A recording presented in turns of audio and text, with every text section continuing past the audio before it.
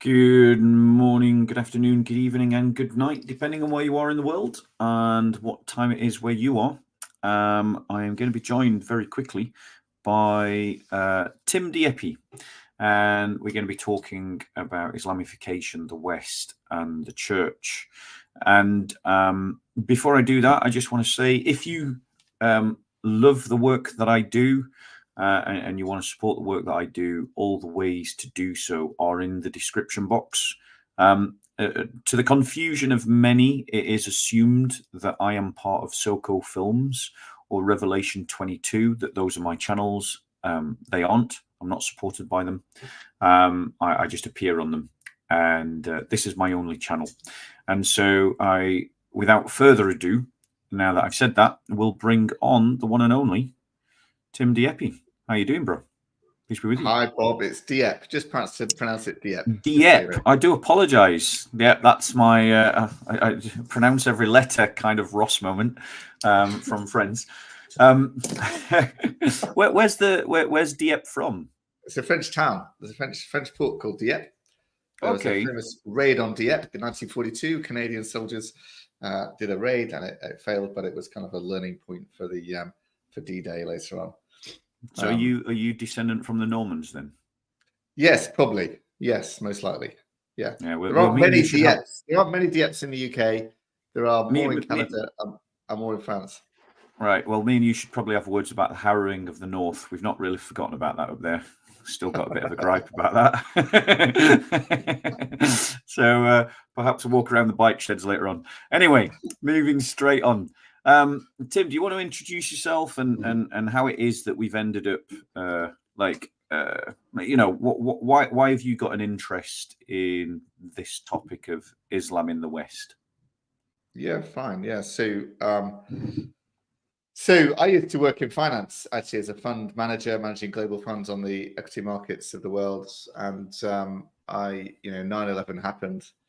And I virtually watched it live, screens in the office, came on and so on. And probably everybody remembers where they were when that all happened. And I remember immediately thinking, this is Islamic. And I'd heard of suicide bombers before, but I thought they must be poor, illiterate, easily manipulable people. But here was pilots, highly trained, well-paid, highly motivated people, and intent on destroying life. And I just thought, I don't understand this. I need to understand Islam. What is this worldview that can motivate people to do that?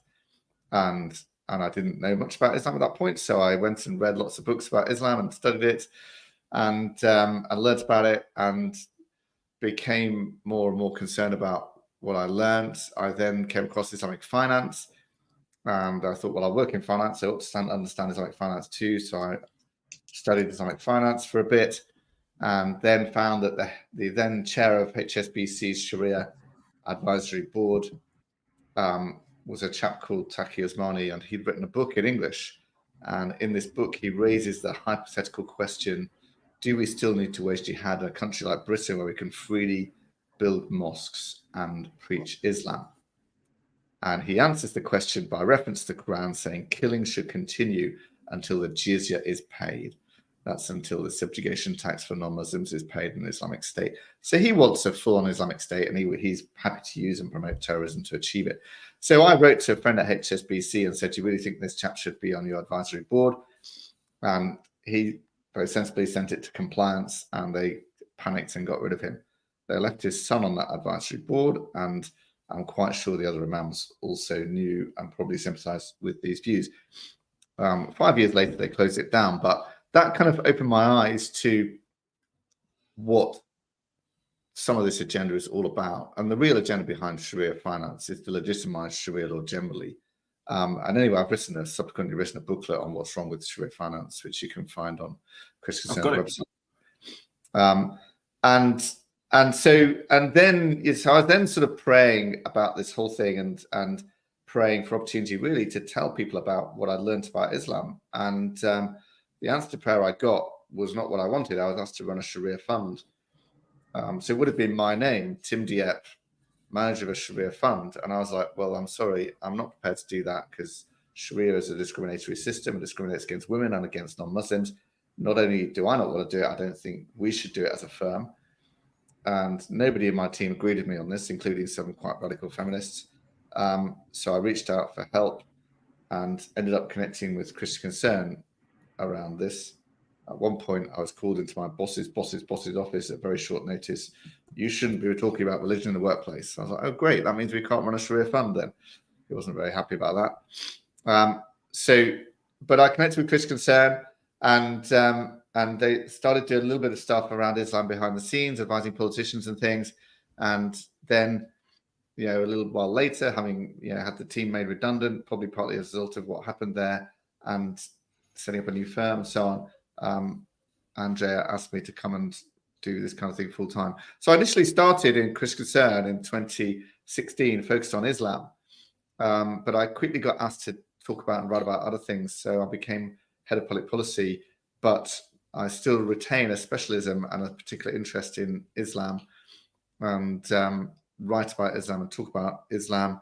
I co-wrote with Beth Peltiler the book Questions to Ask Your Muslim Friends, which is trying to encourage Christians on how you can engage Muslims in conversations about faith. I think a lot of Christians feel like they don't know where to start.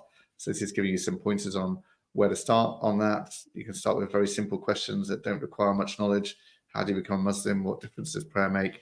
You can progress on to questions around comparing Jesus and Muhammad. Why would you follow Muhammad when he's dead and Jesus is alive? And Muhammad, who never healed anyone, Jesus who healed people, Muhammad hurt people, and Muhammad treated women badly and Jesus treated women well, all of these kind of things. And then on to deeper questions about the teaching of the Quran and stuff. It's a short, simple book, but it's useful and where can people get that book?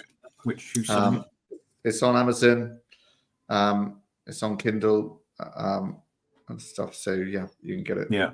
Questions to Ask Your Muslim Friends. And I've written lots of other stuff, articles about the challenge of Islam in the UK and Islamophobia and grooming gangs and all these things. And most recently, I wrote a report for the Free Speech Union on Islamophobia as blasphemy by the backdoor, which probably can talk about. But they got Richard Dawkins to write the forward to that report because they wanted to discount the fact I'm a Christian. So that was quite neat. So Richard Dawkins wrote the forward. And he totally agrees. He totally gets it that if we define Islamophobia law, we'll have a blasphemy law. Yeah.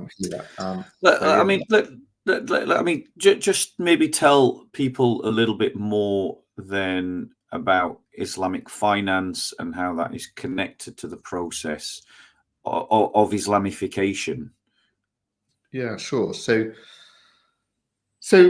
everyone seems to know that the idea behind Islamic finance is that interest is haram or prohibited in Islam. But the fact is that that's not been what most Muslims have thought throughout history, and it's still not what most Muslims think today. Most Muslims have been very happy to borrow and lend using interest, as Christians do as well. But usury, much as in similar to Christianity again, like extortionate interest, is what's prohibited in the Quran. But modern radical interpretation has reinterpreted that and said, no, it's a complete ban on interest altogether. And it's a deliberate attempt to create a rival financial system and to separate Islamic finance into other finance and to create a system that requires Sharia oversight. So you have a Sharia advisory board and stuff like that, and has to abide by Sharia law and stuff like that. And in order to legitimize Sharia. And there are many Muslims who say this is fake, it's not Islamic. You can see, if you look at my booklet on what's wrong with Islamic finance, I've got a picture in there of an advert for an Islamic Islamic mortgage, and it's like, instead of calling it interest, they call it rent, and it's like, do you want fixed rent or floating rent? It's all fake. It's based on interest at the end of the day. They're just it's just interest by another mechanism. Structured in a more complicated legal way so that you can say you're not paying interest, but the fact is that there is interest at the bottom of it. And it makes it into a more complicated product that arguably should cost a bit more because of all the additional complexity and therefore disadvantages Muslims, in fact. But of course, the real agenda behind it really is Islamization, is legitimization of Sharia law. If you legitimize Sharia finance, you find it hard to criticize Sharia family law or Sharia another law because you've welcomed this bit in. Of course, the UK became the first non-Muslim country in the world to issue a government Sharia bond. We've done 2 of them now, actually, and that means our government has debt that is governed by Sharia law, which is quite astonishing. And the government has been trying to make London a capital for Sharia finance, and then, you know, part of the demands of the Muslim vote, which we'll get onto in this election, is to have Sharia pensions for every workplace and stuff. This is all part of Islamization of our culture, and trying to say, you know, Muslims must do things differently. Muslims must have special permission for this, special provision for this and that and the other, and all of that kind of thing. So, yes, there are real issues here. And it's a way of kind of part of it is to sort of segregate out the Muslim community from the rest, and then to bring them, because the people that control these institutions and these systems like Sharia law then gain influence over the rest of the Muslim community through the process of getting Muslims to adopt these ideas. And so that there is also an increasing control of the Islamists over the general Muslim populace through these things. Now, to you and to me, these things seem blindingly obvious. So why is it, do you think, that every time we try to sound the alarm to the liberal elites, to your work colleagues when you're working for HSBC, why? I was working for another firm, not working for HSBC. Oh, my apologies. Sorry, the other firm that you were working for. Why is it that the liberals just don't want to see it or don't want to engage with the topic? Why do you think that they just want to shut down the discussion, stick their hands over their eyes, their hands over their ears, and their hands over their mouth? Well, I mean, not true of everyone, of course, but, you know, certainly some of my colleagues, you know, Oxbridge educated and so on, when I tried to explain Muhammad was actually a warmonger who led various battles, dozens of battles, and killed lots of people, they were just totally disbelieving. Like, you know, what do you mean he's a religious leader? That's crazy. They had no idea, absolutely no idea at all, and refused to believe that what I was saying, which is just basic statement of fact. I mean, most Muslims all know that, you know. So in their conception, you know, they've got a sort of vaguely Christianized view of what religion is meant to be. That it should be a peaceful founder who gets people to meditate and pray and you know, be lovely and peaceful, and all these crazy people who commit terrorist attacks, whatever. They're just crazy people. There are crazy people in every religion, crazy people in every worldview, and they're just crazy. It's nothing to do with Islam. They're just crazy. And so they rationalize it in that kind of way, and they don't want to go down any further explanation than that. Now, there are some people who have been woken up, so to speak, or red pilled, or whatever you want to talk about it, and do recognize the issues. But it's incredible how many people that's their basic understanding. Like, there are crazy people in Islam, well, of course, but there are crazy people in every religion. So, you know, who cares about that? It's nothing to do with Islam. And that's their rationalization of what actually happens in this. Yeah, I mean, I think that what you're saying is true, but I think that there's other levels to this, which I think that there's a section of our elites that do understand the problem, but they recognize that the solutions to the problem are so ginormous, so big, and will involve social upheaval that they'd rather just not face up to the reality. And so Well, it's that's kind a of whole like, other thing. I've not met people like that myself. I've found either you have people who don't understand and don't want to understand, or just have no idea and just rationalize it as like they're just crazy people, or you have people who do understand and think, my goodness, this is a real problem and we need to do something about it. I've not met people who recognize the problem and think this is too difficult. I have. I've met people. Right. I've met people. They tend to be the sort of centre right, genuine centre right, not people who just call themselves centre right, but actual centre right folk who recognise the problem, but just think that the problem is too big, and so the result of dealing with the problem is that it will mean civil war. It will mean war, and so for them, the longer you leave it alone, the more that becomes likely. I agree. So I agree. Their answer then? I mean, that's not a good answer, is it? No, of course not. But I think for a number of other people, it's the cowardice of comfort. It is the fact that they live comfortable lives and they live successful lives, and we're asking them uncomfortable questions. We're asking them to face uncomfortable realities, and they don't want to. They don't want to think about these things, because if they did, it might then make them have to think, well, maybe I need to change my outlook. Maybe I need to change the way I'm living. Maybe I need to invest in other things.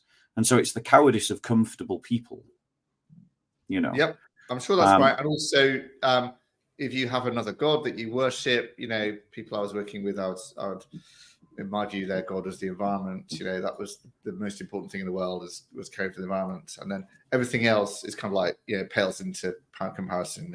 Whatever else challenges the world might face or that our society might face is like something they don't really care about. So they've got their god, they've got their idol. It's this thing. That's what I care about. I care very, very deeply about that. This is what everybody should be caring about as much as me. And yeah, there are other problems, but they pale in comparison with this one. And that's of course another way of rationalizing it. You beat me to it, and I think another one is the god of money. Whichever god it is, one or another, yes, yeah. So how would you define Islamification? I define it as the increased influence of Islam on our culture. Yeah. And by culture, do you include things like politics, economics, social customs? Yeah. Everything. Yeah. And so give us that. It's been dramatic. It's been it's happened slow enough for people to sort of be like the frog boiling in water, whatever. But it's also has happened incredibly quickly. We're all so used to all these terms, jihad and stuff, and talking about it, and Islam being areas which are fully Islamic, and now in our politics it's suddenly become a political force, and we all said this is what will happen. Demographics affects democracy, and here we are. We've got Islam-backed candidates and 5 new independent MPs who are Islam-backed, plus 50 more that they claim they supported, and so on, and demands being made, and attempts to introduce Islamic blasphemy law and Sharia finance and halal food in all our supermarkets, and Islamic dress being sold in our major supermarkets, and areas where they're basically non-Muslims basically don't go or are afraid to go in our country, and also censorship. People do not publish books that are critical of Islam. People do not create films that somebody might say is blasphemous about Islam. People are wary of what they say about Islam. They know they could get in trouble about it. So we're living in a kind of dimitude attitude already in this country around this kind of thing. Publishers will not publish stuff that they think Muslims might be offended by. And the government is promoting Islamic things like Sharia finance and so on. This Islamification has happened, in a matter of just a few decades, and it is very, very significant. And okay, they're 6.5% of the population or something like that, but the influence is massive. And in certain areas, of course, they are more than 50% of the population. 4 constituencies, more than 50% of the population already. many more, dozens more, where they're more than 30% or so of the population.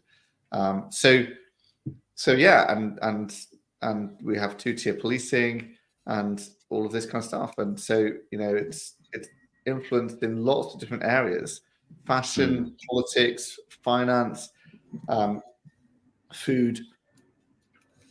Yeah, I was actually speaking to someone yesterday, a brother in Christ who loves Muslims just as we do, and we were talking about halal meat and about whether, as Christians, we should boycott halal meat.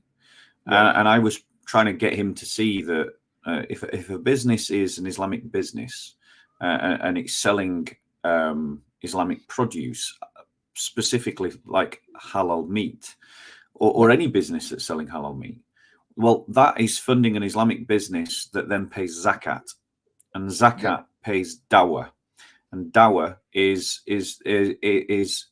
Islamic missionary work and Islamification. And so there is an ethical problem for Christians to fund Islamic businesses with our pennies and pounds, because what we're doing is if those businesses are paying zakat, then the zakat is paying for Muslim missionary work, and so we might as well be funding the Mormon Church, and funding their missionary efforts. And so, as Christians, I was saying, as Christians, we should boycott Islamic businesses, because as Christians we can't fund the missionary work of others, and he just couldn't. It took a while before the square was finally, the circle was finally squared, as it were. And I just wonder what your thoughts are on that thought. Yeah. So we have, if you buy chicken or lamb in pretty much any of our mainstream supermarkets today, it will be halal. It may not be labeled, most likely isn't labeled halal. Some Muslim will have prayed over that animal when it was slaughtered and been paid to do so, like you say. And there will be some kind of Sharia advisory board, again with some imams, who are being paid to ensure that and to certify that halal compliance in the way in which that animal is killed. And the UK now carries out more halal slaughter than the whole of the rest of Europe combined. And it is a form of Islamification. I think my colleague Sam Solomon wrote an article, Islamification through halal, which goes into more detail about this on our website.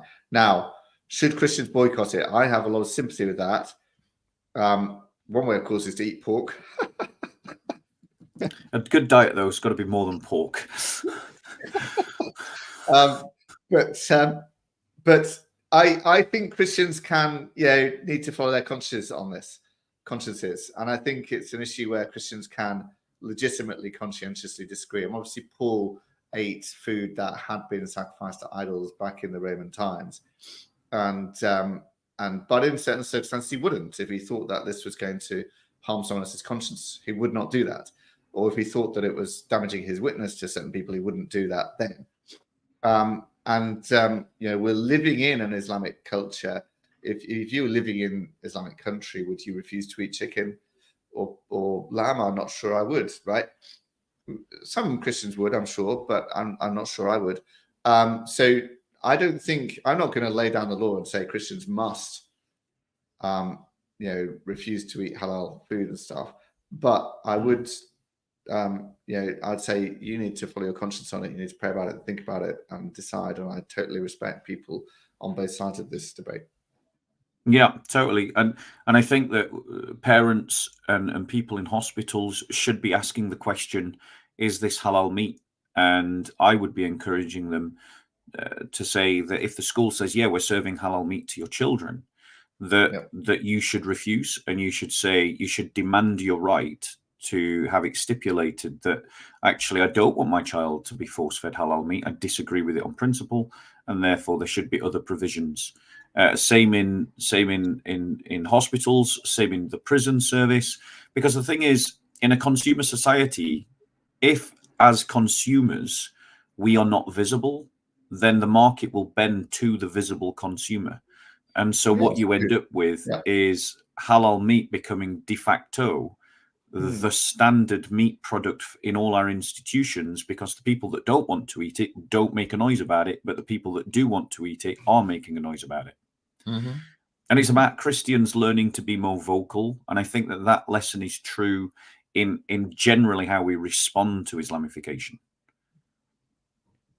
I agree. Yeah, and the Muslims, the way that Islam has gained influence in our culture in the ways we've just been describing is by being assertive and vocal and confident and bold about it, and putting Christians to shame in that. And I think that's one of God's purposes in Islam, is to shame Christians into being bolder and more assertive.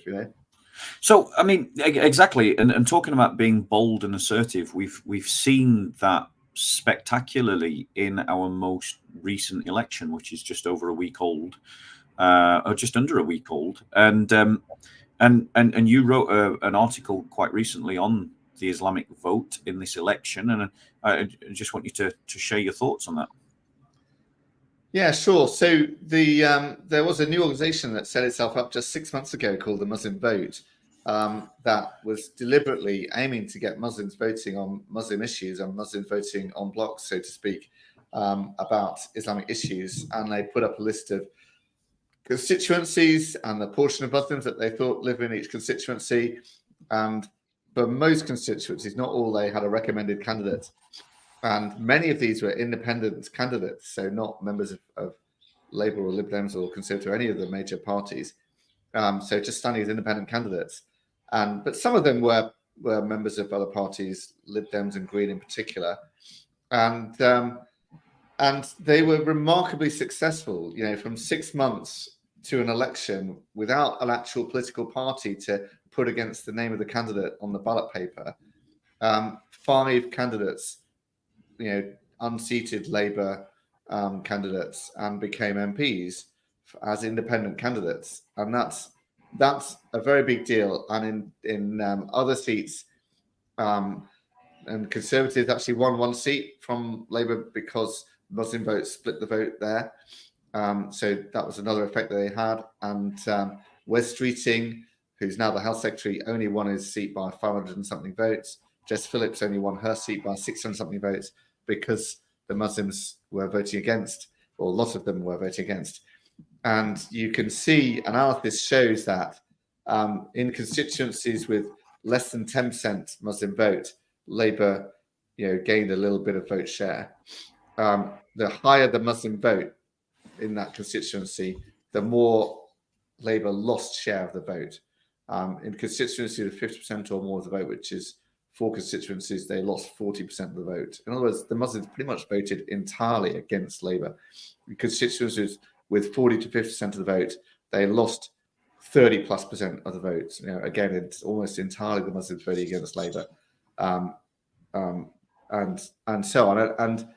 And so there was a massive shift away from Labour in Muslim constituencies, which Labour previously was able to rely on the Islamic vote, because Muslims tended to vote that way, but now they can't. And this is a massive change. And Muslim Vote now claims 50 MPs that they supported, that they say are pro-Palestinian and would agree with many of their demands, are in Parliament. That's massive. 50 MPs that are basically pro-Islamic agenda on these things. And if you look probably in some of those instances, actual supporters of an Islamist, illegal, outlawed outfit called Hamas. Well, I mean, yes, because one of these candidates, Shokat Anam, is it? Not him. Ayub Khan, the new MP for Birmingham Perry Barr, publicly questioned the extent of the atrocities committed by Hamas on October the 7th, and posted clips saying he yet to see evidence of beheadings or rapes carried out by Hamas, and campaigned for a ban to arms sales to Israel, and so on. And he'd previously been a Lib Dem candidate, and they saw this stuff and told him to go on anti-Semitism training, and he refused. So yes, some of them have said this kind of thing. Obviously, Jeremy Corbyn is one of these 5 independent candidates, and he was not allowed to stand for Labour, so he stood independently, got the support of the Muslim Vote, and won his seat from Labour. He's previously called Hamas and Hezbollah his friends. He did subsequently say he regretted that language, but he's very, very pro the Islamic agenda, and they're delighted to have him in Parliament. And so I think it's a safe bet, Tim, to assume that we do now have Islamists in our Parliament, and that we possibly, I don't know, I'm not saying it's a fact, but we might even possibly have people who are sympathetic to Islamist ideology in cabinet. But that time will tell. And I think that one of the things Palmer has already spoken to Abbas, the Palestinian Authority leader, who is rabidly anti-Semitic, wrote a thesis, I think, denying the Holocaust and stuff, and said they support his right to have a Palestinian state and we want to finance them. No mention of any conditions, like maybe you should stop giving money to the terrorist families and things like that, and stuff, and maybe you should stop teaching anti-Semitic materials in your schools and whatever, condition-less, we support you kind of thing, which is very harmful to democracy generally. Go on. Yeah, and I just, Muslim Vote, did put out 17 demands in on Twitter during the election or just before the election, and they include things like formally adopting the APPG definition of Islamophobia, which we can come on to, ensuring Sharia-compliant pensions, which I mentioned, are available in every workplace, removing the criminal offence of undue spiritual influence, which the mayor of Tower Hamlets was actually convicted on that offence, quite interestingly, where you're not allowed to put spiritual pressure on someone for how they vote. So you're not allowed to say, you're not a true Muslim unless you vote for me, or you're not a true Christian unless you vote for me, or you'll go to hell if you don't vote for me. Now, that the mayor of Tower Hamlets did that, and clips that I've seen of some of these candidates would at least come close to that offence, if not did breach that offence. And they want to remove that offence in law because they want to be able to say that. That's what they want to be able to say. You're not, no true Muslim would possibly vote Labour, is what they would say, and stuff. And they hate the idea that so it's very interesting that they want to remove that, because that is what they clearly want to be able to say in their mosques and stuff. I think. Go on. Sorry, I'll let you finish. You carry on. No, I was just going to say, because I think the thing is, I think over the long term, what we're going to see is the penetration as Labour, because Labour's lost 5 seats, as you've pointed out, because of this Muslim vote. I think in the future, when someone other than Sir Keir Starmer is the head of the Labour Party, that the Labour Party will sort of acquiesce more to the Muslim vote to try and absorb the Muslim vote. Absolutely, that's definitely what will happen. No, the mainstream parties will definitely try and appease the Muslim vote and try and win them over and say this and stuff. And they're obviously very ambitious. The Muslim vote people. I expect you'll see a full-on Islamic party by the next election. Already we have Tower Hamlets, which is run by an Islamic party, basically Aspire, which is entirely Muslim candidates, Bangladeshi Muslim candidates or councillors in that party there. So that's one council that is run in that way. That's not a national party; it's a local party. But I expect you'll see a national party with various demands, and I expect you'll see Labour and other parties as well saying, "Oh yeah, we also agree with these things. Yeah, we'll do that as well. We'll do that as well." And trying to appease the Muslim vote. So then Islam is already, but will increasingly influence our politics throughout. And you've got these. And this, because I know some Christians have the opinion that it's kind of like some Christians are going to be dead against what I say next, but I don't apologize for it. But I think the only appropriate response is to organize a Christian vote and to back a Christian party, because if again, like a consumer society, democracy works by visible voters. If the political parties see that there is an organized Muslim vote, they will move to absorb that organized Muslim vote. If they see that there is an organized Christian vote, the big parties will move to absorb that Christian vote. That's how politics works. So if we Yes, want to but, push up, let me finish, Tim.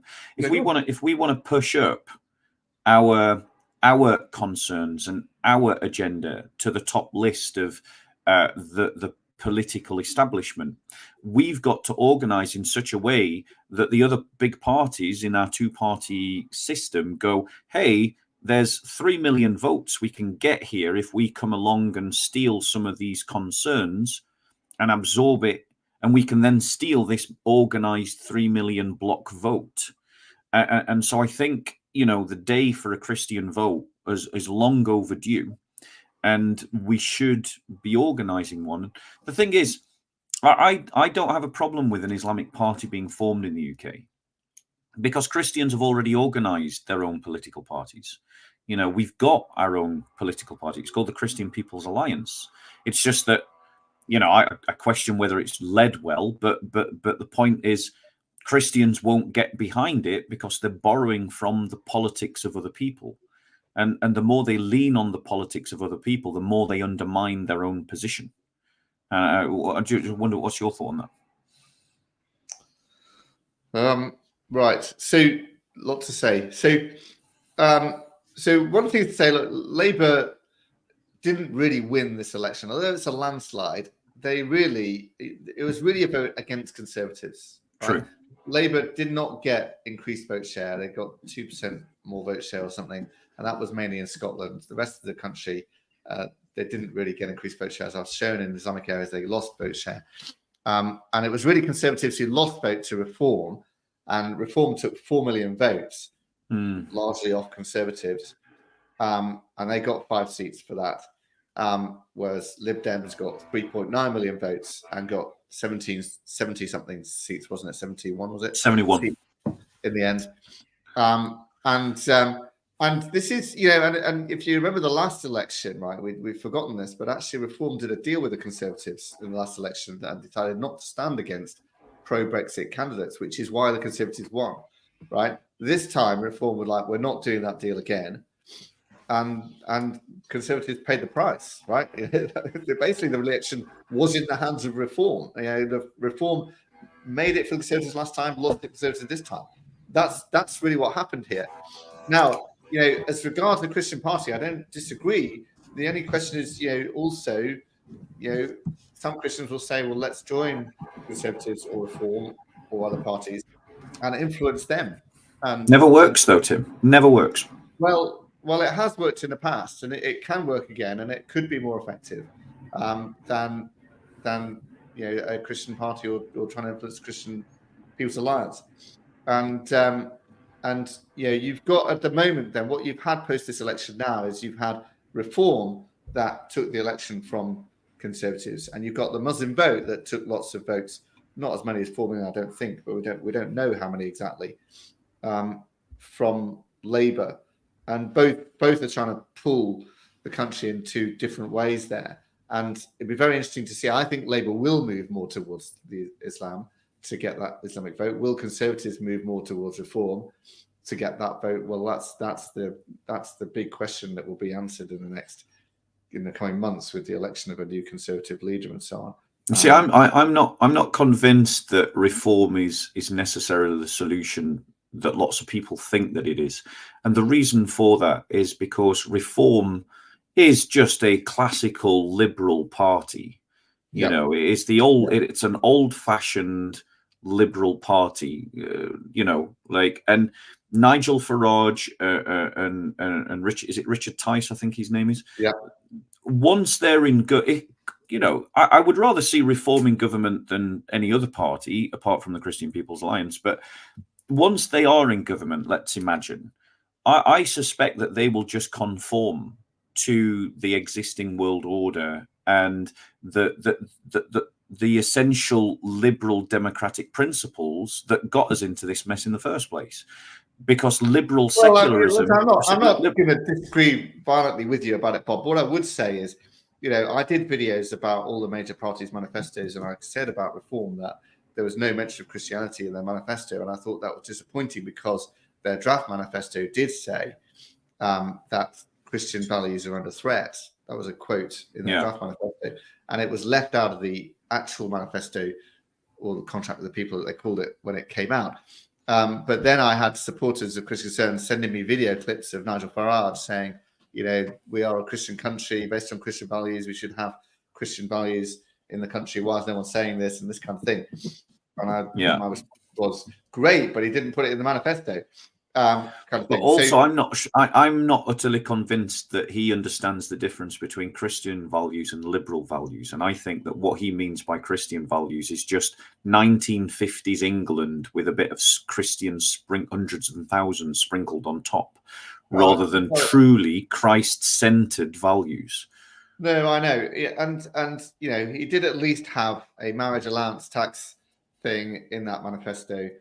And he did at least not have lots of really bad stuff in the manifesto. True. He's definitely reform is the best of a bad bunch. He did at least have let's stop Sharia law influencing the country, which nobody else was prepared to mention Islam anywhere in his manifesto. Fair enough. Yep. So you know, it was the best of a bad bunch, right? And then there's a debate to be had, a legitimate debate to be had about the extent to which Christians try and form their own party or try and influence existing parties and so on. You know, I've read Liz Truss's book, and I've also read Nadine Dorris's book about what happened in the Conservative Party. Nadine Dorris's book, if it's hard to be believed, is like made me sick. You know, the corruption in the Conservative Party, if you believe it, is absolutely horrible. You know, and I shared this in a meeting with some leading Christians. And who were trying to say we should all join political parties, and they said, but Christians will have a little leavening effect, which I thought was a fair point in a way. Mm-hmm. But I know I couldn't cope with that corruption. The corruption is awful, and the immorality and so on. So and politics is a rough game. It is full of very ambitious, very untoward people who will do whatever to get power. Not true. Yeah, that's true. There are too many people. And in there. I think at the base of this entire question about the politics and the votes is the question of demographics. And I just wonder, what would you say on that topic? Well, how do you mean? I mean, demographics. Well, okay, I'll jump in first, and then you can come to me. So, I think that at bottom of all this transition that we're seeing is the fact that because the English, whether they're right wing or left wing, have moved away from Christian values, they've lost sight of the family. They've lost the family. They've lost the importance of the family, and particularly they've lost the joy and wonder of having children. And they're in demographic collapse. The traditional Anglo-Saxon stock are in demographic collapse. There's this myth on the political right that there's kind of this engineering great replacement, and it's not. It's that the elites just measure us all as GDP points. We've stopped having children, so we need to get those GDP points from somewhere else, so we import them. And it's not so much that we're being replaced, it's that we are just not having kids. We're killing ourselves off. And the places that we're importing from are partly just where they choose to come from, are mainly from the Muslim world, partly because of our colonial past, partly just because of mass migration. And that is having a transformative because effect. They don't want to live in Islamic countries, of course. Well, I know the irony of irony is it's like I'm fleeing an Islamic culture because I want to create an Islamic culture. It's like I'm pretty sure the hijra goes the other way, guys. It's like the point is that you've got this demographic collapse that is leading to all these changes, and until I honestly believe people should stop talking about immigration if they're not willing to talk about abortion, contraception, and divorce. Because one is directly leading to the other. And until you can create families and build families that have children, you're not going to solve this problem. Yeah, no, I agree with you very much on that. And I think, Christians, should be very much promoting family values, and that is, to be fair, Christian organizations have always promoted family values, have always promoted marriage as the foundation of society and as the best way for children to grow up and all this kind of stuff. But our society has abandoned Christian values, and so we actually have less marriages now than we had 70 years ago when Queen Elizabeth came to the throne, even though it's a higher population, and we have more divorces. And we have, back then it was like 5% of children were born outside of marriage, and now it's 45% or so of children that are born outside marriage. And we've just, made space in law to legalize no-fault divorce. So basically, marriage is viewed as something that's easier to get out of than a phone contract or a rent contract or something like that. In many cases, which means it's easier to break your family up than to get out of phone contracts. I mean, it's crazy. We need to get back to promoting family, promoting marriage, and having children, and recognizing that abortion is a horrific, awful thing, and we've killed 10 million babies and not given them the vote. Friends of mine were running a campaign, Vote Life, in the election, trying to raise the profile of this issue of abortion and saying, if you're voting for a candidate who supports killing, would you vote for a candidate who supports killing children? Well, how can you vote for a candidate who's not prepared to do anything about abortion then? It's a fair point. Right? Yeah. I mean, there's a very strong case for saying that, Christians, voting on this single issue of abortion, right? What could be more important than people not just not having the vote, not having life? Unless you're voting on those lines, what are you doing with your vote? I mean, I sympathise with that view. And yes, you're right. They are very linked. Demographics and immigration and so on is all very, very linked. Immigration has skyrocketed out of control. I mean, I think it used to be the case that people view it partly as a boost for the economy, but I think it's gone so far beyond that now that's not. It's definitely not. It's definitely not. The government's promised to keep it at tens of thousands for years, and now it's hundreds of thousands. It's way, way over any sensible amounts at the moment. Let's just pause for a second because we seem to be having some internet problems.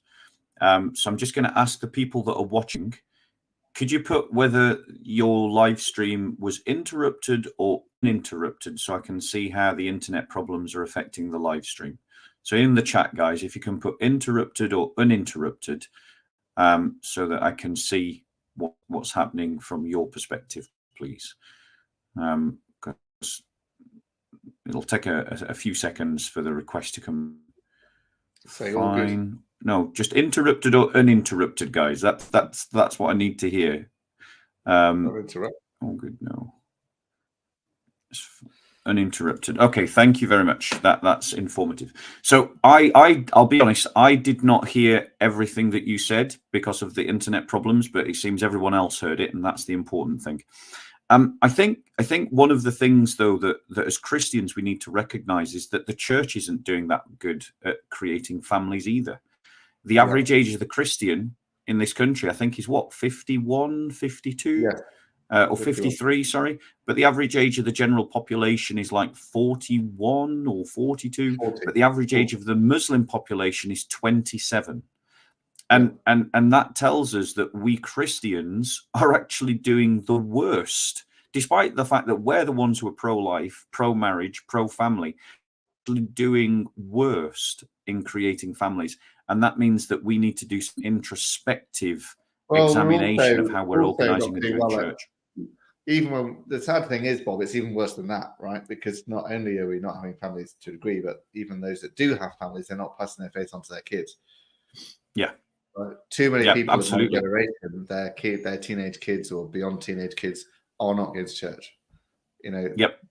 I think that's the massive failure that really does require introspection and reevaluation of how we parent and what our churches are doing. But really, it's the responsibility of the parents more than the churches, really, to pass. Well, I think I genuinely think that it is connected to a whole range of issues, but we're just going to park those 2 points on the shelf and just leave them out there, saying that, because it's really for another live stream, saying that the church needs to ask itself some tough questions about what's going wrong on those 2 issues. So returning to the main theme of this live stream, like you've mentioned the blasphemy law a couple of times. What's your thoughts around that, and why is it something that people should be concerned about? It because Labour is committed on its manifesto to introduce this Islamophobia law. So why are you calling it a blasphemy law? That's not what they said. That's not what their manifesto actually said. So there is this definition of Islamophobia that is called the APPG definition. That stands for the All-Party Parliamentary Group, because there is not an all-party parliamentary group on British Muslims. There are groups like this on hundreds of different subjects. But this group did a report on Islamophobia, where it defined Islamophobia as rooted in racism and a type of racism that targets Muslimness or perceived Muslimness. So I think if you think about the definition very long, there are lots of problems with it. One is that Islam is not a race. So calling it racism is just not right, but it's kind of trying to situate it in cultural racism, really. And expressions of Muslimness is not clearly defined, but that clearly could mean not just behaviors, but beliefs and practices of Muslims. So if I criticize an Islamic belief or an Islamic practice, that could be deemed Islamophobic. And then if it's perceived Muslimness, then it's even worse. Anybody who perceives it as this is Islamophobic because you've attacked my Muslimness of some kind, then that's Islamophobic. And the actual document itself had as examples of things that would be Islamophobic, things like saying Islam spread by the sword, which is something that many Muslims would agree with and is a historical fact, or saying Muhammad is a paedophile because he married a 6-year-old girl and consummated the marriage when he was 9, according to Islamic texts, which many Muslims do believe. And so, which is obviously a criticism of Muhammad himself, not a criticism of Muslims. And of course, the word itself, Islamophobia, makes it seem like it's about Islam, not about Muslims. So, what I try and say is, let's talk about anti-Muslim hatred or something, fine, because then we know that that's against people. But if we talk about Islamophobia, then that's about Islam. We must be free to criticize Islam. We must be free to criticize Islamic beliefs and Islamic practices. Otherwise, we don't have free speech, and we basically have an Islamic blasphemy practice or code. Now, this definition of Islamophobia has been formally adopted by the Labour Party and other political parties, not the Conservatives or Reform, but pretty much all the other parties, as part of its code of conduct. So all Labour MPs know if they say something that is deemed to be Islamophobic, they could be suspended or expelled from the Labour Party. So they are, Labour MPs today are basically subject to an Islamic blasphemy law. If they violate it, they'll be suspended by the party and thrown out or something like that. And Trevor Phillips was actually suspended by the Labour Party for comments that were deemed to be Islamophobic. He was so high profile that Keir Starmer managed to bring him back in afterwards in a behind closed doors deal of some kind. But that just highlights what can happen here. So you've got now most MPs in our parliament who are scared of being Islamophobic and won't say anything that could possibly insult Islam as a religion. And as far as the manifesto goes, what Labour has done is they have promised to bring in a race equality law. And given that they define Islamophobia as a type of racism, it's expected that that race equality law could include Islamophobia as part of what racism is. And then you would have Islamophobia defined in law, and you would have basically an Islamic blasphemy code in this country. That's where we are, and that's kind of how close we are as a country to having an Islamic blasphemy law. Now, as I said, I've written about this for the Free Speech Union. And do go and look that up. Free Speech Union, Islamophobia, you'll find it. A more detailed report on this, but various people have been accused of Islamophobia, and we've had a professor in Bristol University who lost his position over Islamophobia just because he was teaching about Islamic culture and stuff like this. So it is quite a serious thing. It's also been adopted by multiple councils up and down the land. and various other organizations, as well as endorsed by lots of politicians. So, and it did come close in 2019.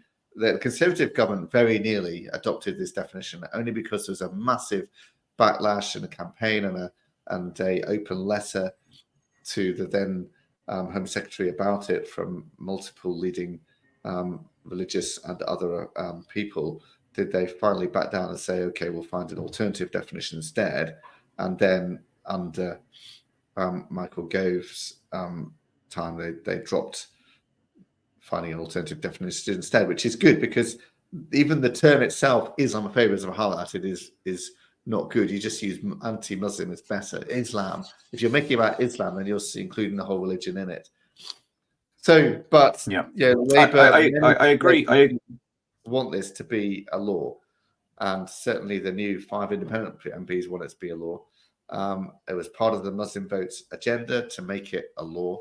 So there's a very concerted push now in Parliament to make it happen, and we'll see what happens. Yeah, I think that what that ends up creating, I'm sure you agree, is you end up in a situation where only positive statements about Islam are allowed. And that'll be the environment that we end up creating, which will, of course, aid in Islamification. It'll aid in dawah, because if a Muslim says something and you go, hey, that's not true, or what about this? And actually what you're saying is something that could be deemed critical of Muslimness, it'll stifle debate. And so we'll end up in a situation where the only education that anyone receives is an education that is pro-Islam.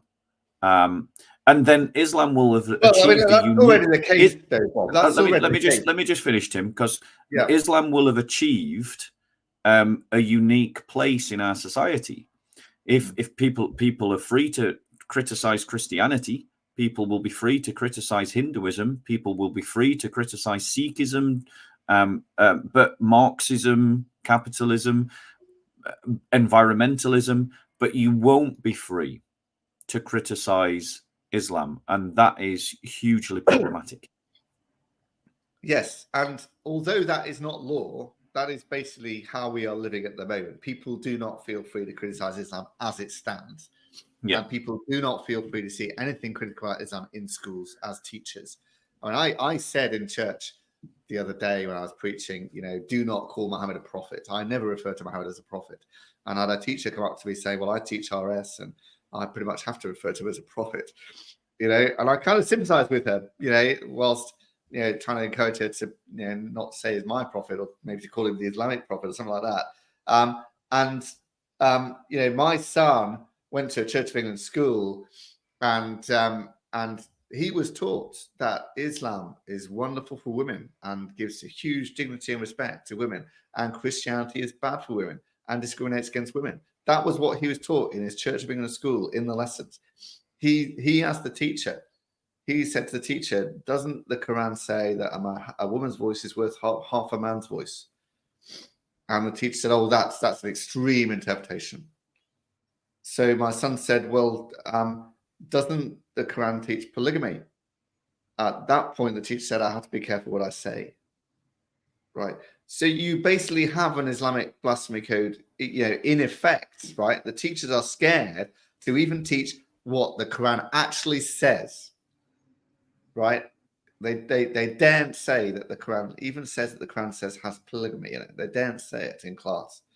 Well, I think, or the fact that it's got sexual slavery in it as well. I think what that again points to is that Christians must be much more confrontational and assertive, because the very idea that did you say it was your child that was taught this? Yes. The very idea that your son could be taught that Christianity is bad on this issue, Islam is good on this issue, should be something that is confronted and challenged forcefully. That teacher, I would argue, should be censored professionally and re-educated and sent off to rethink their position about whether the teaching is a career for them. And it's because we don't go after people like that in a way that we try to threaten their jobs, because we're so nice and lovely, all the time. This concept of gooey Christian love.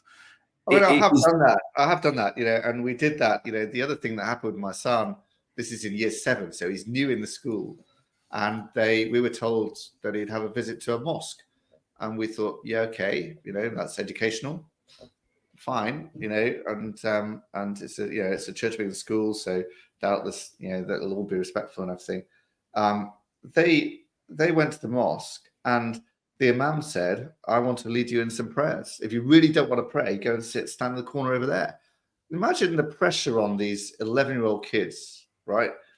Who's going to go stand over there? Now, my son and about 10 others out of the 100+ kids there did go and stand over there. And the imam led all the other kids there in Islamic prayers, right? And we wrote in and complained about this. Why did that happen? That should have never happened. And initially the school was like, oh, it's just a mark of respect. And then we said, no, that's not true. If it was a mark of respect, you can't opt out from it, and all the teachers should have done it too. And then they said, oh, no, you're right. It wasn't. And I'm the new chaplain here, and it definitely won't happen again. And it shouldn't have happened. But only because we challenged it, yes. that happened, So, you're right. You need to challenge this kind of thing. And what happened and so on. And the other example, again, with my son, we were told he's going to have a lesson. This is in, I can't remember what year it is now, but anyway, on Islam and science. And I thought, what are they doing to teach him about Islam and science? So I showed him the video. Do you know 1001 Inventions that came out a little while ago about that basically tries to say Islam invented everything in science? Yeah. Yes. And I showed him David Wood's critique of that, saying, before you go into this lesson, just watch this. So he did. And the next day, he came back saying, you never guess what they showed us. It was that film, which claims, it's because somebody tried to jump off a mosque, Muslims invented flight, right? It's that crazy, right? Well, hold on one second, because I don't know if you know this, Tim, but I suspect that is probably ripping off an actual story. There is actually a monk, a medieval monk, who invented essentially a glider and jumped off a monastery in England. I forget his name. I can maybe find it whilst you're next talking. But I suspect they've literally just stolen that story and invented that entire story, and it's a total fabrication. Because there is a medieval. It might be true. It doesn't really matter. The point is, neither of them actually invented flight by doing that. Well, true. And there are lots of other kind of crazy examples like that, saying Muslims invented photography, Muslims invented this, and it's all easily rebuttable, and and not scientific. And how's that getting taught in schools? I wrote to the school saying, I found an academic article critiquing that book, and sent it to the head of RE saying, and this academic article said this should be nowhere near any schools. It's complete nonsense. Slightly paraphrasing, but that basically is what it said. And I wrote to the school and said, you should not show this film again in your school, and you should not teach that material because it's had robust academic critique of it. That means should be nowhere near school. And they sort of thanked me, and I expect they won't do it again. I think, but again, I sort of asked my son, what did the other kids in the class think? And he said, well, most of them were just bored and not interested. Right. I think though that the takeaway from this that I want to underline, highlight, and embolden is that that everyone who's watching this, you really should be challenging things. You really should be challenging things in a way not that doesn't lose the argument. So don't be offensive, but you should be challenging things in a forceful way, and if necessary, you should be trying to get people sacked if they're being militants about it, because if you don't, it will just continue. Only an assertive church that is emboldened and confident and willing to engage in conflict is going to be able to push back against Islamization. And so, like Tim did with his school, you should be challenging things wherever you can appropriately. I think one of the concerns that I have and that I've seen is censorship in places like museums and academia. So, for instance, when I was in Ireland, I visited Dublin, and they've obviously got in Dublin at the main university there, they've got some ancient biblical texts, medieval biblical texts, and they've also got some ancient Qurans. And what I noted was the distinction between the way that they framed the Quran, basically saying all Quran, this every Quran in the world is the same and it's never been changed, and describing it as the word of God. But then when it came to the Bible, that whenever they could get in a negative dig, they did. And I put in a complaint to the museum.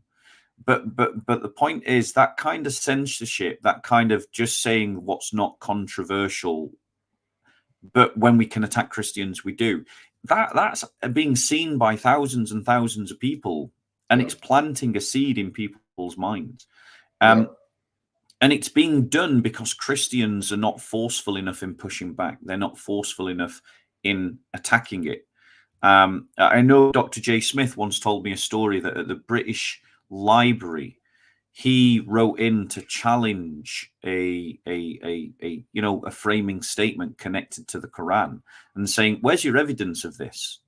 And because he challenged it and he said he'd go public with it, they took out the framing statement and replaced it with one that was more accurate. I forget what the particular details were. Right. But my point is that if we allow censorship to occur that's unchallenged, it creates a framework in which only Islamophilia is possible and is critical of Islam. It is a problem because, with the example, let's say, of the mosque visit in my son's school, bearing in mind, again, it's a Church of England school, we complained and we were in touch with some other Christian parents, but, even these evangelical Christian parents didn't want to complain. They didn't. They're too scared. They're like, I don't want to raise my head above the parapet and make an issue and possibly stigmatize my son, whatever. And so, we may have been the only people that complained, and nevertheless, our complaint was heard, and they did say that shouldn't have happened, and they will make sure it didn't happen again. So, but really, there was 10 children who refused to do that. There should have been at least 10 complaints. Yeah, definitely. Well, what do you think are, in terms of our response to Islamification, what do you think are unhelpful attitudes within the church that is preventing an effective response to Islamification? Well, I think the main unhelpful attitude is not wanting to think about it and not wanting to talk about it and not wanting to address the issue and try and basically burying your head in the sand about it. So willful ignorance. That's the biggest problem. I was talking to somebody from Open Doors last week who worked with Brother Andrew back in the 1980s, and he was saying that the situation we're faced now is similar to A, 1930s Germany, and B, 1960s or 70s communism. And the church's response in both cases was dominated by bury head in the sand, try not to raise my head above the parapet, try and ignore it, and try and not get anybody interested in me. Then you had about 1 in 6 churches that went full along supportive of Nazism or communism, and you had 1 in 6 that were actually strong enough or bold enough to stand up against it and talk about it and preach against it and pay the price for that. And I think it's less than 1 in 6 now, to be quite honest. I think it's less than 1 in 6 churches. But that's the standard thing in the West that seems to happen when we face a new ideology that comes along and challenges the way we think and is clearly influencing the culture and even taking over the culture, as it did with Nazism and communism. The church largely tries to bury its head in the sand and ignore it and avoid getting into trouble and just preach non-controversial, God loves you, God loves you, God loves you stuff. And there are some that go fully along with it, basically are apostate completely, and some that are prepared to stand up against it, but those are rare. Yeah, I think that for me, one of the most unhelpful attitudes, and you have kind of touched on it at the end of yours. If willful ignorance is up in the top three, I would say in that same top three is just spiritual cowardice. The church is perforated and permeated by wishy-washy Christians who, I'm not saying they're not Christians. I'm saying they are Christians. So I'm not talking about non-Christians here. I'm speaking about true worshippers of the Father, Son, and Holy Spirit, true disciples of Jesus Christ, who are just not applying the fullness of the faith. And it has resulted in them having a milk toast kind of Christianity, a limp-wristed Christianity, a gooey kind of Christianity. And I think one yes, and one of the causes I genuinely believe to that, and it's only one of the causes, is that a lot of our leadership are just comfortable. They live in nice houses. They've got nice. They hang around in nice circles. They get invited to nice parties. But if they and also they're dependent upon the congregation to some degree for money.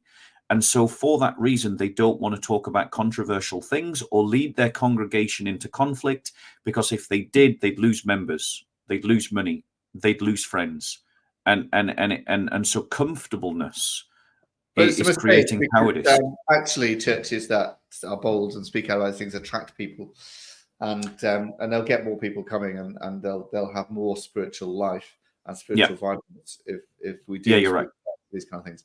So you're right. It's a perception. It's a perception. They think that it will cause conflicts. I mean, it will. I mean, it will cause conflict, and you will offend some people. Yes, Jesus did offend people, and the truth does offend people. So that will happen, but it will also ultimately result in growth and spiritual vitality. True. So we've given one each. What would you say is another unhelpful attitude? Willful ignorance, cowardice. What would you say is another unhelpful attitude? That kind of sums it up. That sums it up for me. What else is there? Well, I would say, okay, maybe an attitude is I would say an unhelpful attitude connected to this is this presumption that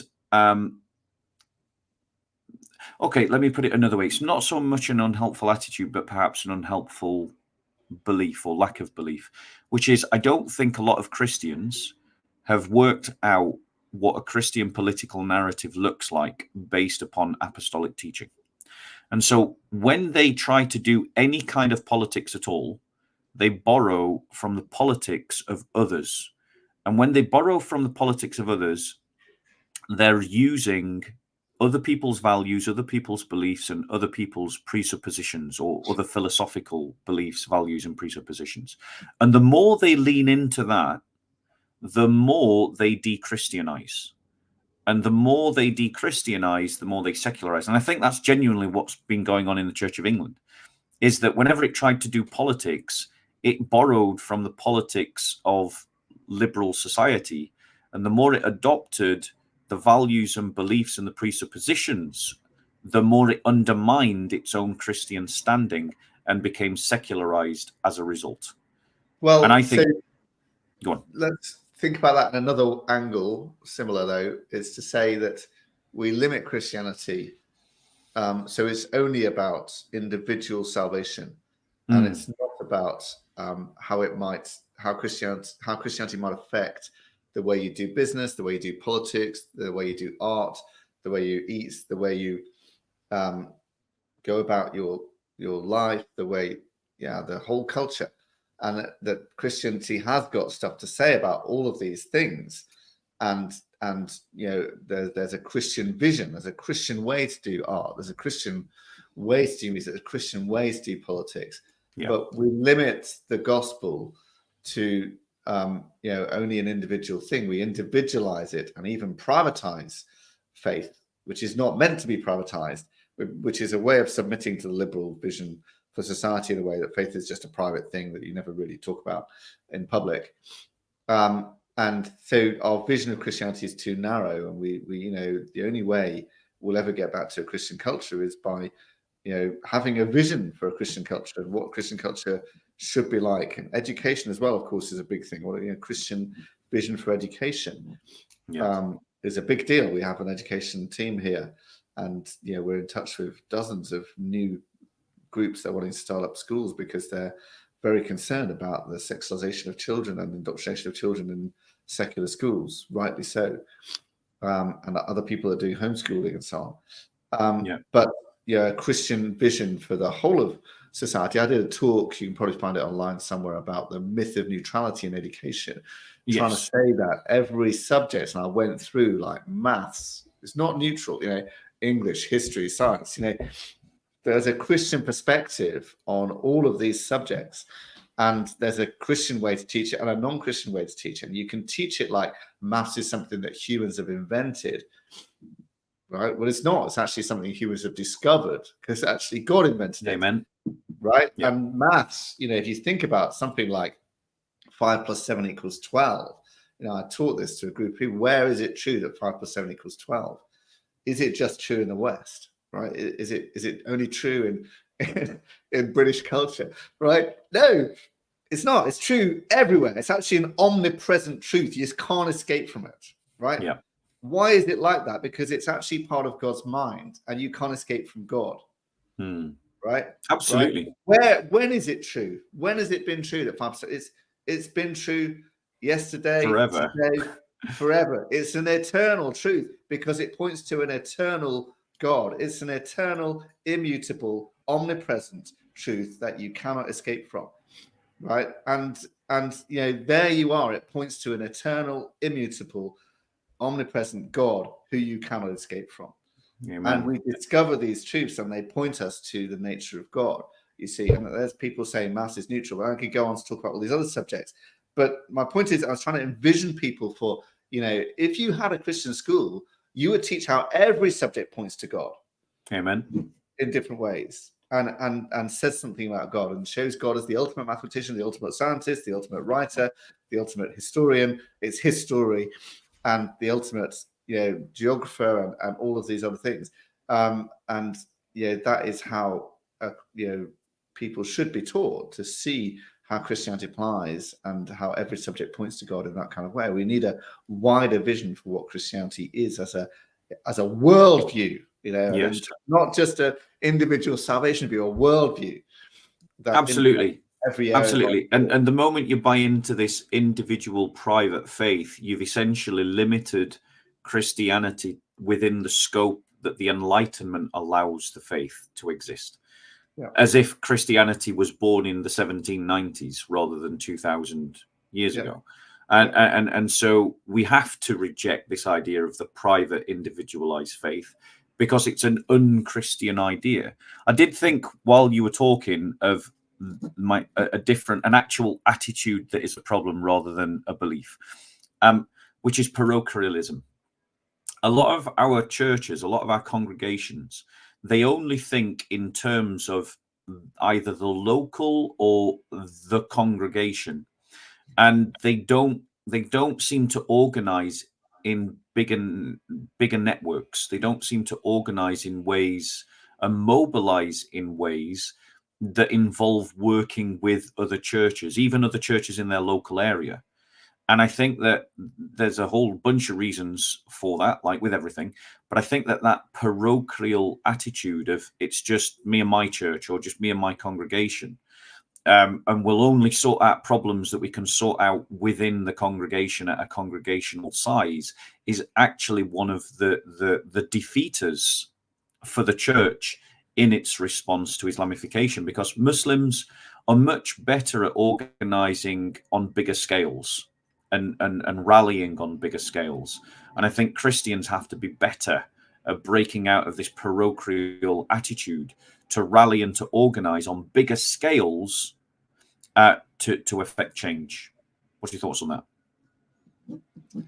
Well, I hope that might be starting to change. I don't know if you've come across the London Project, which is organizing, trying to get a whole load of different churches of different denominations and streams together to work together and collaborate together and do some training together, but also I think planning a mission, London-wide mission next year together. We'll see what comes of that, but that's obviously a collaborative project. And then over just only this weekend on Sunday, there was the Send event in Wembley Arena, and about 7,000 young people, again from all sorts of different churches and streams, going along there to worship together and be inspired together, and so on. So you're right. We need a bigger vision, and we need to connect to broader groups and stuff. It's a real privilege working for a Christian Concern, because we do have support from all different kinds of churches all over the country, and I get to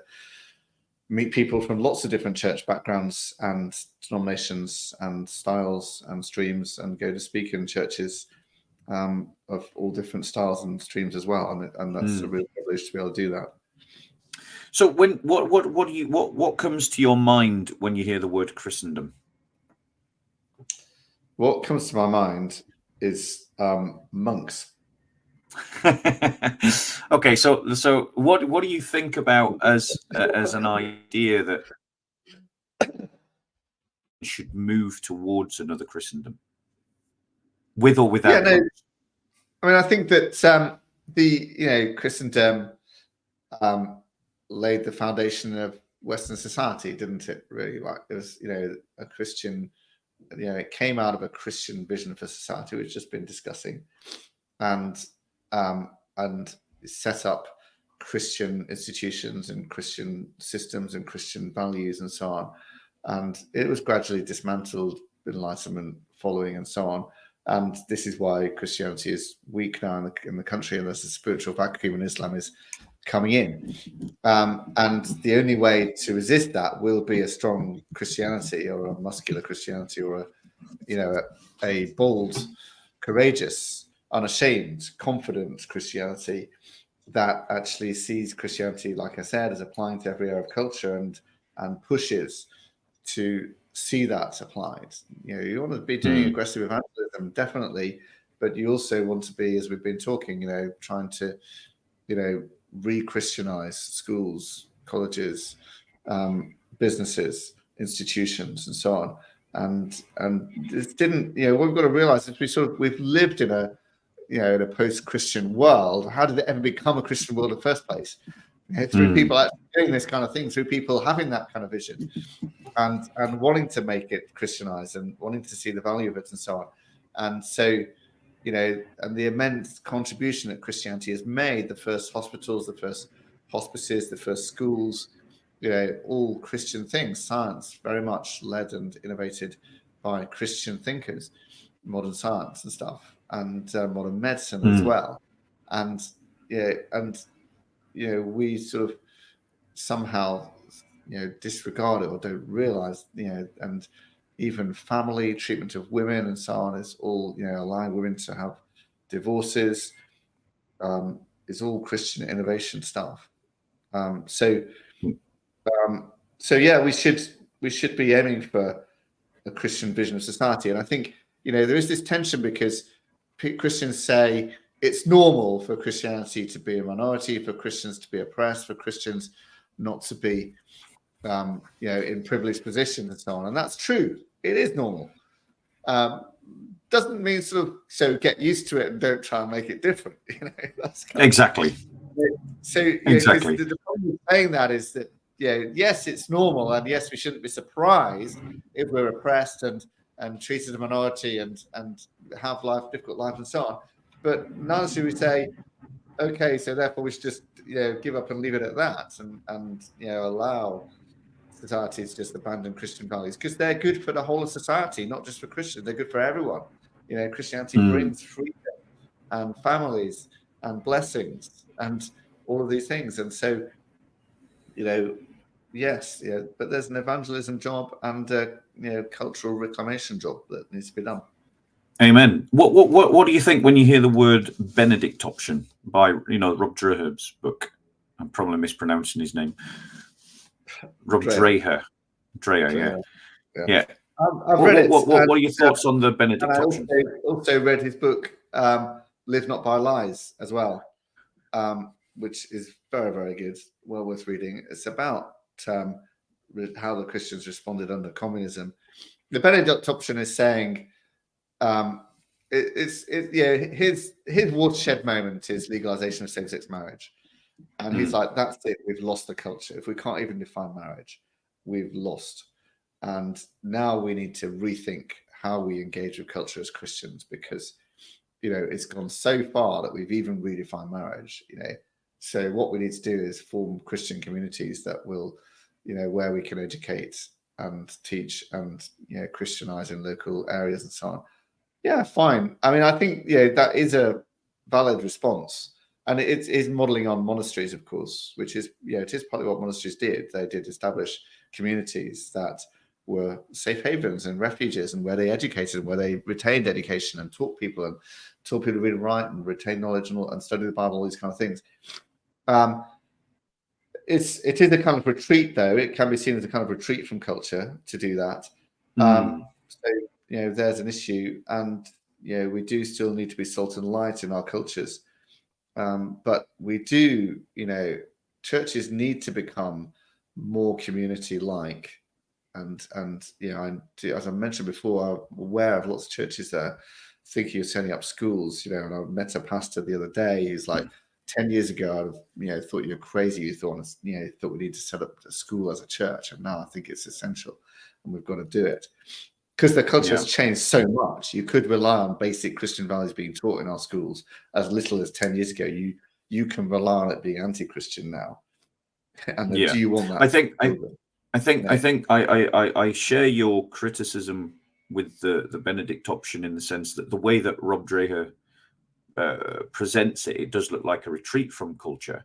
So I accept his general thesis, but I just add the modulation of, well, actually it should be a Benedict option, but aggressively evangelizing on its borders and within its cell, as it were.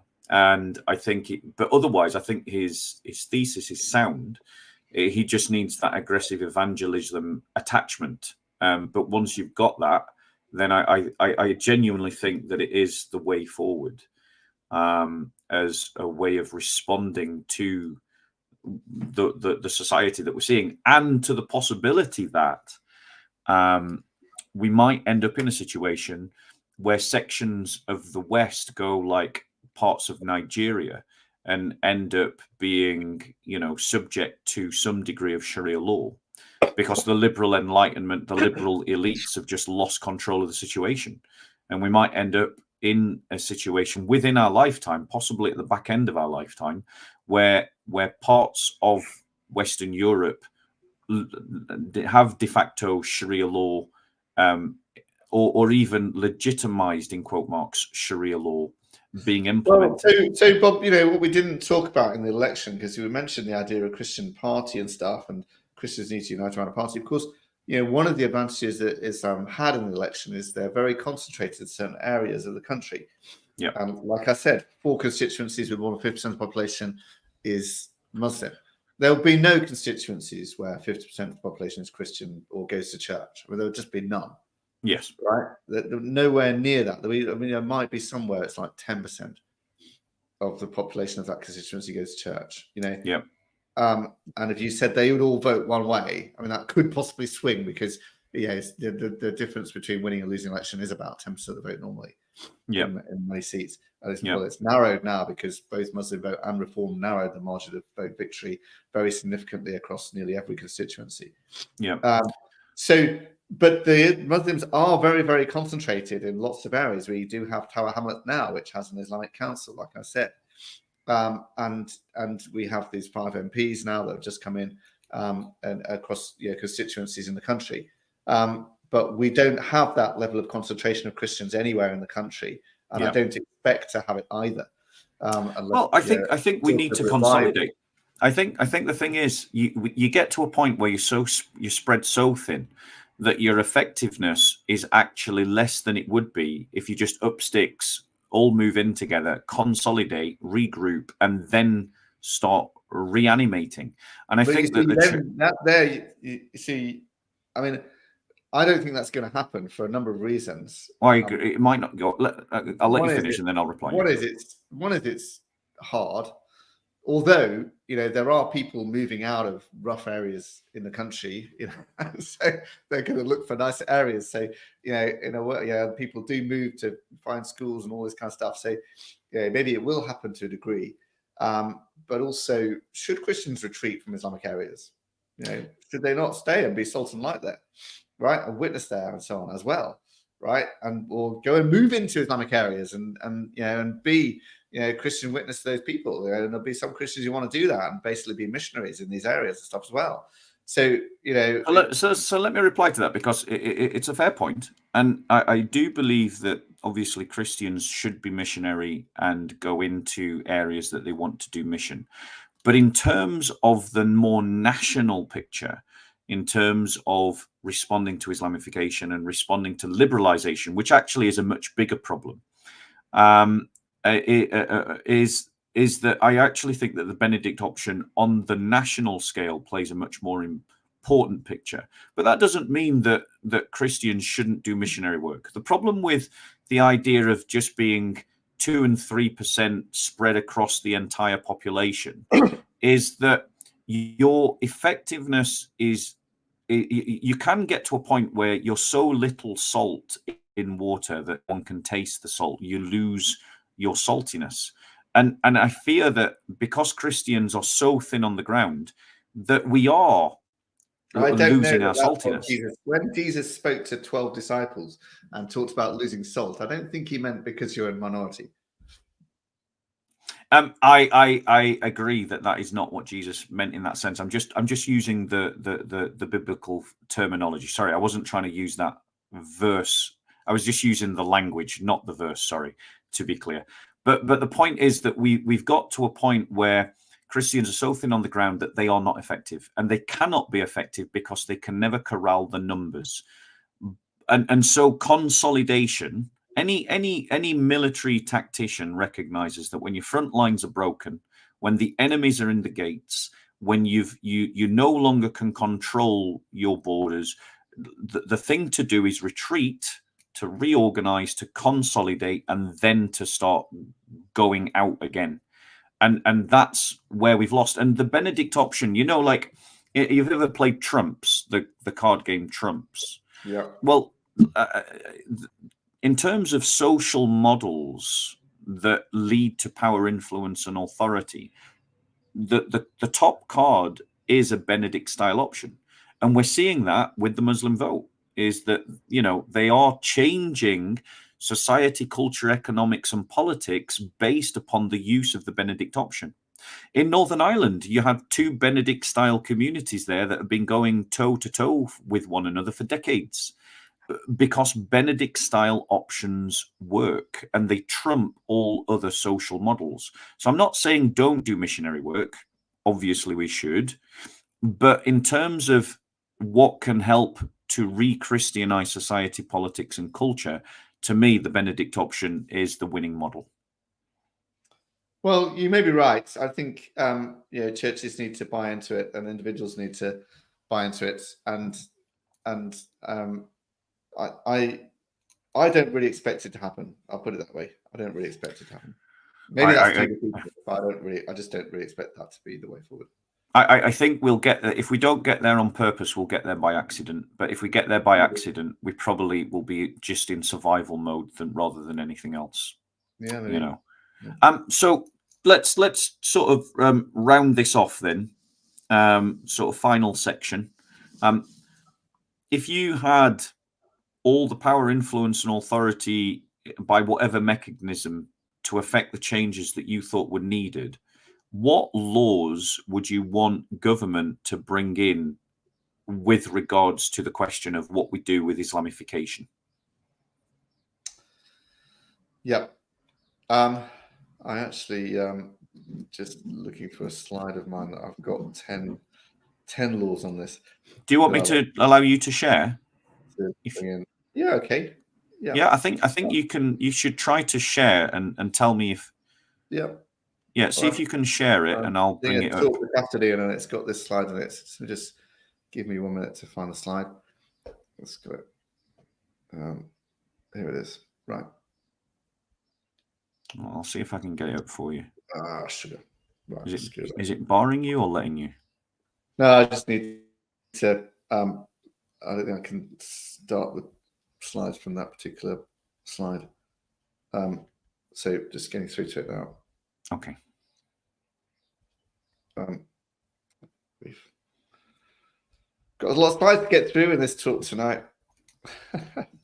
You're giving a talk, are you? Yeah. Where you should invite me to your talks, Tim. It's an online. So I can come and go. Private online talk. This one. All right. It's not usual, but that's what this one is. Right, here we go. Right. So let me go back now to you.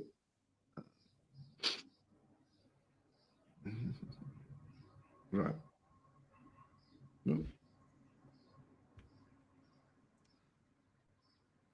So how do I share? So present. Click present. Yeah, try that. Yeah. It should give me the option then to put it up.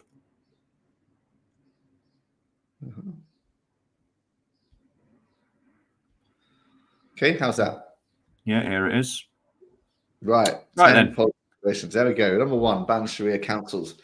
So we have, we don't know how many, but there are something like 100, something around 100 probably Sharia courts or Sharia councils up and down the land that basically, do adjudicate things according to Sharia law. We just shouldn't allow this to happen. And they are particularly doing Sharia divorces for women who have been married in a mosque and their marriage is not legally recognized, and their only recourse then is to go to a Sharia council, Sharia court, and try and obtain some recompense if their husband divorces them or dies or just leaves them. But they do sometimes adjudicate other things as well, and it's basically a kind of parallel legal system, and there are communities that resolve all their disputes through Sharia courts rather than through our own legal system. So this should be basically outlawed, that we shouldn't be allowing Sharia law to be governed in any way in our country. That's number 1. Number 2 is registration of marriages. So this is about the problem I just mentioned about women getting married in mosques, and they don't realize their marriage is not registered and they have no legal rights. So I would want to enforce that Islamic marriages must be registered, which, by the way, is what is done in quite a lot of Islamic countries. I think Pakistan enforces registration of marriages. And then the women have legal rights. It undermines the Sharia courts because the women can go to British law to resolve those issues. And it gives women proper rights if their husband divorces them or leaves them. Also prevents polygamy as well, of course, because you can't do a legal polygamy in this country as it stands. Who knows whether that will change, but as it stands, you can't. And the Law Society actually recommended we should do this, as did the Case Review, as did various other groups as well. But there hasn't been willingness in Parliament or time in Parliament to get this going. Baroness Cox has been pushing for this for a long time in Parliament.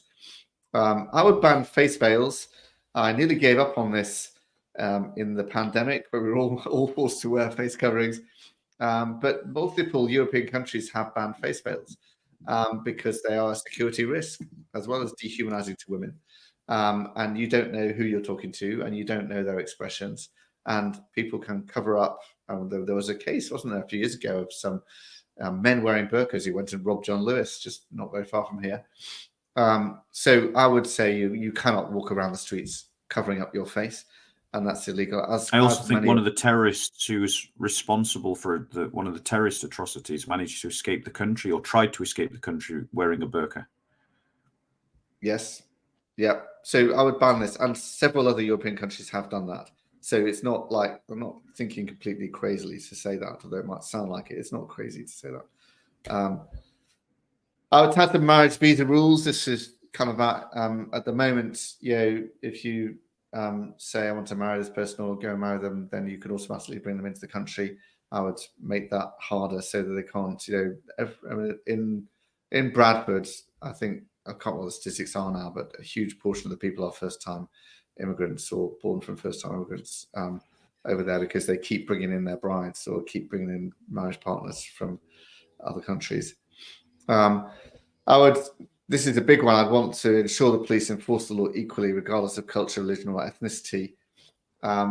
We have seen increasingly two-tier policing. I know you've seen this in Speaker's Corner where you minister, but also in relation to things like grooming gangs and stuff, where the police just are too afraid to tackle it and don't tackle it and turn a blind eye because it's Pakistanis or Muslim groups which they don't want to offend.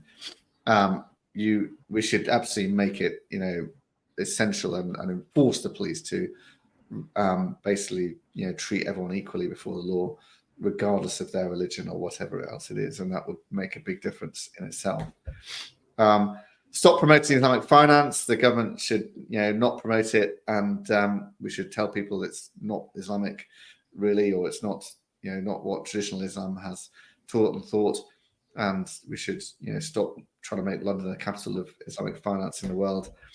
Unashamedly identify this nation as a Christian country and talk about that and say that and talk about Christian values and say we're wanting to promote Christian values in the country and say that our laws and customs come from Christianity, not from Islam or anything else.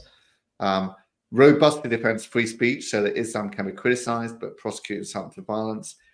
So this is saying, that the police should be defending people who criticize Islam on the streets or anywhere else, and not coming to arrest them or challenge them or on social media or whatever like that. You must be able to criticize religions. I don't mind people being able to criticize Christianity as well. So the government should change the system and tell the police that it's fine for people to insult people and offend people. That is not an offense. And because someone's being accused of being Islamophobic, that's fine. They're not. There's no offense being committed there. They have the right to do that. You should defend their right to do it.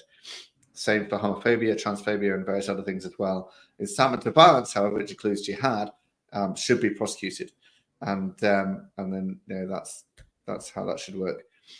I would ban foreign funding of Islam. A lot of mosques are built with foreign money. It's basically a way of Islamizing our culture by foreign powers seeking to Islamize our country by funding mosques and funding Islamic groups and stuff. I would basically make that illegal, and then obviously immigration levels generally need to be cut, and we need to find ways to clamp down on that and stop it from being completely out of control as it is today. So there's my sort of 10 policy recommendations for you, if you like. If I think they're good. I would add a few more. I would ban the amplified adhan, so the call to prayer. Muslims obviously should be entitled to a call to prayer, but it shouldn't be amplified with megaphones so that it's blaring into people's homes. We have challenged that. We've had someone challenge that through planning law and stuff, and it was stopped. So amplified adhan should just be blanket illegal. It shouldn't even have to be challenged. It should just be illegal from the start. Because no one can just stand there and scream a message into someone else's homes, except Islam, which is a double standard. I'd ban halal meat, and yes, I would also ban kosher meat as well. I don't think I'd ban halal meat. It's about freedom of religion, isn't it? I wouldn't ban kosher meat either. Well, we'll have to agree to disagree on that, but at the very least, ensure that halal meat has to be declared and kosher meat has to be declared. I would agree with that. So that people can make an informed choice. I would also allow that if someone is an advocate for apostasy laws or is found to be defending slavery or child marriage or any of these beliefs, regardless of what religion they come from, if they're supporting any of these kinds of sort of toxic beliefs, that they could lose their job and that their employer could sack them, and claiming religious discrimination would not be a defense on those kinds of topics. So if you're an advocate I wouldn't go that far again. I'd want to have free speech. I'd want to allow people to make the case for these crazy things, but robustly debate them and tell them they're wrong. Again, we'll have to come back to that on a different debate topic. Look, Tim, it's been an absolute pleasure talking to you. In untypical fashion, we actually forgot to do the psalm as our opening prayer. So we'll do the psalm as our closing prayer. And I just want to say it's been great talking to you. I found it very informative, very insightful. I think we got through a lot of topics that are very useful, and I hope it helps to educate the body of Christ and others on this question of Islamification, the West and the Church. So do you want to read Psalm 2 then as our closing prayer, and that's how we'll finish? Let's do that. Very appropriate psalm. Why do the nations conspire and the peoples plot in vain? The kings of the earth rise up, and the rulers band together against the Lord and against his anointed, saying, let us break their chains and throw off their shackles. The one enthroned in heaven laughs. The Lord scoffs at them. He rebukes them in his anger and terrifies them in his wrath, saying, I have installed my king on Zion, my holy mountain. I will proclaim the Lord's decree. He said to me, you are my son. Today I have become your father. Ask me, and I will make the nations your inheritance, the ends of the earth your possession. You will break them with a rod of iron. You will dash them to pieces like pottery.